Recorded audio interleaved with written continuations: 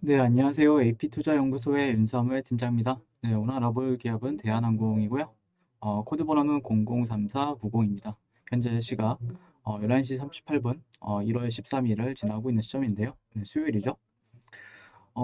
이틀 전에 이제 월요일에 대한항공에 대해서 리뷰를 간단하게 했었는데, 월요일 날 또 급등하는 흐름도 나와주고 이후에 제가 생각했던 뭐 좀 그런 그림은 나온 것 같습니다. 예, 여기서 조금 더 탄력을 보여줄 것이냐에 대해서 좀 얘기를 해보게 될 것 같고, 실질적으로 오늘 좀 이슈적인 부분은 대한항공 같은 경우에 4년 연속 5성 글로벌 항공사에 등극을 했다라고 이제 얘기를 하고 있습니다. 네, 미국의 APEX 평가에서 최고 등급 5성급 인증을 획득을 했고, 그래서 오피셜 에어라인 레이팅 평가에서 4년 연속 최고 등급인 5성 등급을 취득했다라고 오늘 밝혔다라고 합니다. 네.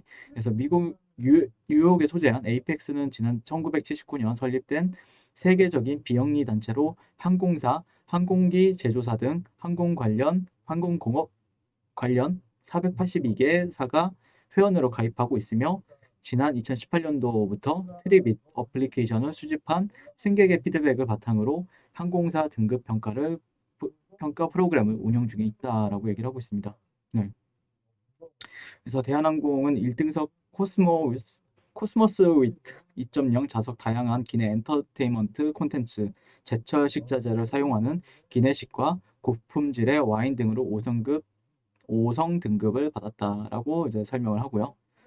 현재 대한항공은 수화물 탑재 안내 알림 서비스, 마일리지 복합 결제와 같은 신규 서비스 개발뿐만 아니라 안전한 항공 여행을 위한 통합 방역 프로그램 케어 퍼스트 시행 등도 진행 중에 있다라고 얘기를 하고 있습니다. 네. 그리고 이제 아시아나항공 이슈는 네, 뭐 대한항공 같은 경우에는 뉴스가 상당히 많아요. 계획대로 이제 계속해서 아시아나항공 현장에 실사에 돌입을 했고, 계획대로 완수가 되고 있다라고 이제 얘기가 나오고 있는데, 네, 뭐 천천히 잘 하고 있는 것 같습니다. 아시아나항공에 대한 그런 부분들. 그리고 이제 대한항공의 이제 초대형 항공사의 탄생을 이거 좀 나온 지 좀 된 리포트인데, 네, 12월 달에 나온 리포트죠. 그래서 목표 주가를 이분 같은 경우에는 이제 유재현 애널리스트님께서는 목표가를 32,000원 정도로 이제 설정을 하고 보시고 계신 것 같은데, 거의 32,000원, 네, 거의 다 도달하겠죠, 웬만하면은. 예. 그래서 지금 백신 출시와 그에 따른 여객 수요 회복을 감안을 한다. 아직까지 근데 이거는 한 올해 말 정도 가면은 그런 게 좀 점진적으로 좋아지는 흐름을 보여주지 않을까라고 생각을 하고 있고, 그 전까지는 화물이 조금 어떻게 진행이 되느냐. 화물 이슈 같은 경우에는 상당히 뭐 바닷가에 있는 배도 그렇고, 배가 안 되니까 이제는 조금 그런 비행기 또 이제 화물 수송에 대한 호조세를 계속해서 지속적으로 보여주고 있죠. 예.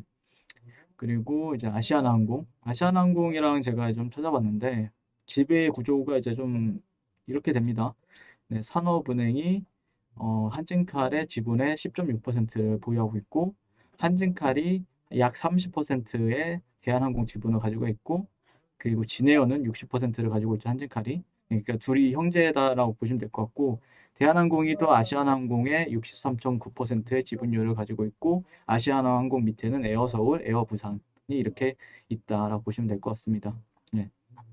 이게 좋은 점도 있고 나쁜 점도 있는데, 이게 뭐 어떻게 보면 아시아나항공 자체가 이제 거의 뭐 망해가는 회사는 맞았죠. 네, 아시아나가 망해가는 회사는 가까우니까 네, 어떻게 될지 그건 좀 더 지켜봐야 될 것 같고, 아시아나 IDT.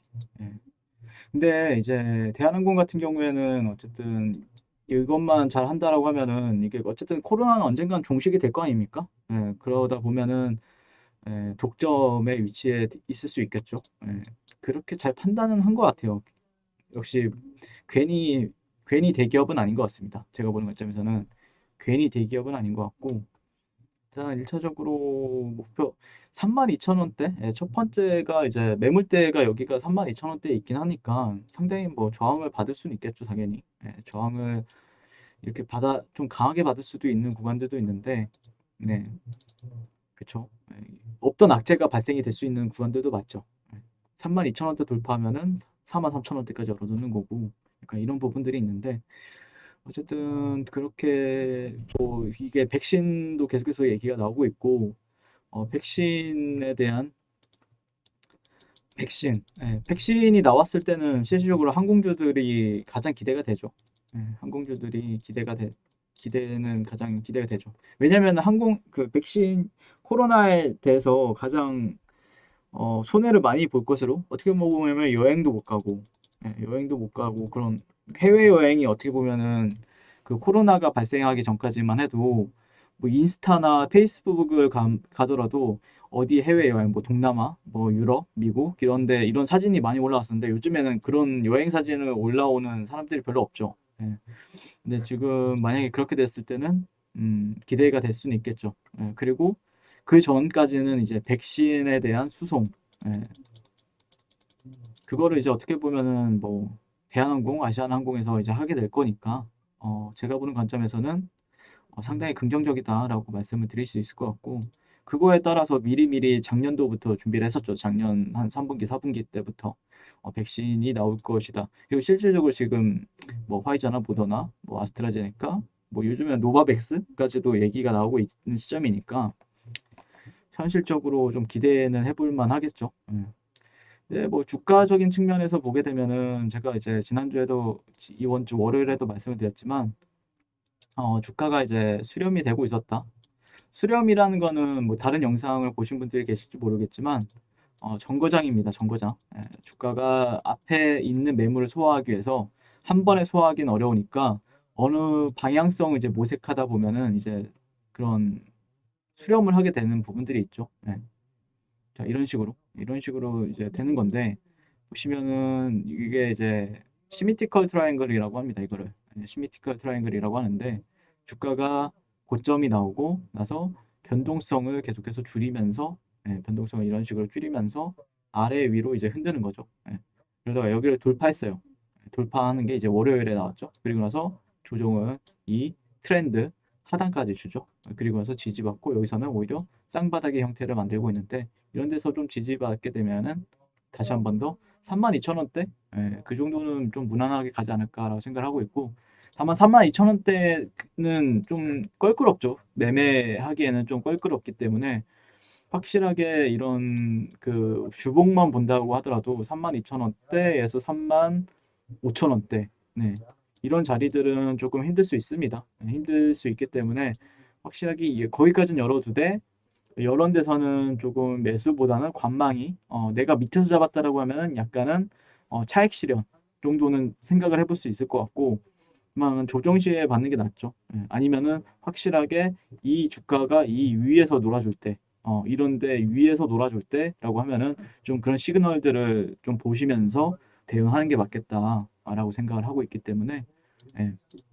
만약에 이 위에서 놀아준다라고 하면은 목표 주가는 위로 올려질 수밖에 없는 거죠. 목표 주가 같은 경우에는 메이저가 이제 43,000원이니까 그 정도까지 열어두면서 보는 건 맞는데 지금은 여기도 상당히 두터운 매물은 맞죠. 현재 보시게 되면은 이거를 좀 지우고 보시게 되면은 그쵸? 상당히 두텁습니다. 이 구간이 상당히 두텁기 때문에 한 번에 돌파한다? 한 번에 돌파한다라고 하면 근데 요즘에 좀 모르겠어요. 요즘에 현대차 같은 경우에도 8년간의 하락 추세를 마치고 그다음에 고가를 오히려 높여버렸잖아요. 그러다 보니까 쉽게 예단할 수는 없지만 쉽게 예단할 수는 없지만 뭐 근데 추세는 지금 거의 바뀌기 초입 부분은 맞습니다. 추세가 이 대한항공 같은 경우에도 어떻게 보면은 그 2010년도부터 2021년도까지 작년까지 거의 약 10년간의 하락 추세를 보여왔거든요. 그러니까 중간에 등락폭은 있죠. 등락폭은 이런 식으로 있는데 전반적으로 본다라고 하면 하락 추세라는 거죠. 연 단위로 보면은. 근데 이런 구간들을 최근에 좀 돌파해주는 그러면은 또 지지받고 이렇게 가줄 수도 있기 때문에 내가 만약에 스윙 관점이라고 하면은 조금 더 관망을 하면서 접근할 필요가 있고 내가 밑에서 잡았다. 실질적으로 저 같은 경우에 17,000원, 18,000원대부터 눈여겨봤던 종목이고 뭐 이전에 매물대들을 테스트하는 위치에서 주목을 했던 종목이기 때문에 만약에 그런 평단가를 들고 있다라고 하면은 뭐 들고가 문제가 없죠 지금은. 예, 뭐 본인 평단가까지 내려올 확률은 적으니까. 근데 만약에 지금 신규로서 보는 분들 같은 경우에는 조금 주의할 필요는 있겠죠. 눌림 시에 공략을 하는 게 조금 더 유리하다라는 관점이기 때문에 그런 부분들을 한번 참고해서 잘 매매하시면 좋겠다라는 의견 드리면서 리뷰를 마치도록 하겠습니다. 오늘도 시청해 주셔서 감사드리고요. 항상 성공 투자를 기원하도록 하겠습니다. 감사합니다. 네, 그리고 무료 추천 종목을 매일매일 드리고 있습니다. 네이버에서요. AP투자연구소를 검색하시고 웹사이트 상단에 AP투자연구소 홈페이지로 갈 수 있는 링크가 나옵니다. 클릭하시게 되면 홈페이지로 접속을 하실 수가 있는데요. 화면 가운데 라이브로 깜빡깜빡하는 게 보이시죠? 그 밑에 2021년 무료 추천 종목이 있습니다. 클릭하시게 되면 매일매일 저희 소장님께서 댓글로 리딩을 해드리고 있습니다. 네, 1월 8일, 1월 7일, 그리고 오늘 1월 11일 이렇게 계속해서 매일 추천 도와드리고 있고요. 오늘의 추천 종목의 동향을 한번 살펴보도록 하겠습니다. 네, 7시 38분부터 댓글 리딩에 들어가신 걸 볼 수가 있고요. 주말 사이에 있었던 미증시에 대한 설명부터 상승과 하락에 대한 이유까지 댓글로서 리딩을 도와드리고 있습니다. 네, 여러 가지가 나오고 있죠. 네, 그래서 9시가 되면요. 추천 종목이 나가게 되는데요. 종목명, 매수가, 1차 목표가, 손절가가 함께 제시가 됩니다. 오늘 같은 경우에는요. UST라는 종목이 추천이 나왔고요. 현재가 6,700원 기준 매수, 1차 목표가 6,900원, 손절가 6,450원으로 이제 대응합니다. 이렇게 목표가와 손절가가 같이 제시가 됩니다. 그랬을 때 주가가 상승하게 되어 목표가에 도달했을 때는 목표가에 도달했다고 댓글로서 리딩을 도와드리고 있고요. 하락하면 하락하게 되었다고 손절에 대한 리딩도 함께 해드리고 있습니다. 지금 이 무료 추천 종목은 로그인을 하지 않아도 누구나 다 볼 수 있는 공개되어 있는 댓글 리딩이기 때문에 홈페이지에 오셔서 종목이 필요하신 분들은 많은 도움 받아가시면 좋겠습니다. 감사합니다.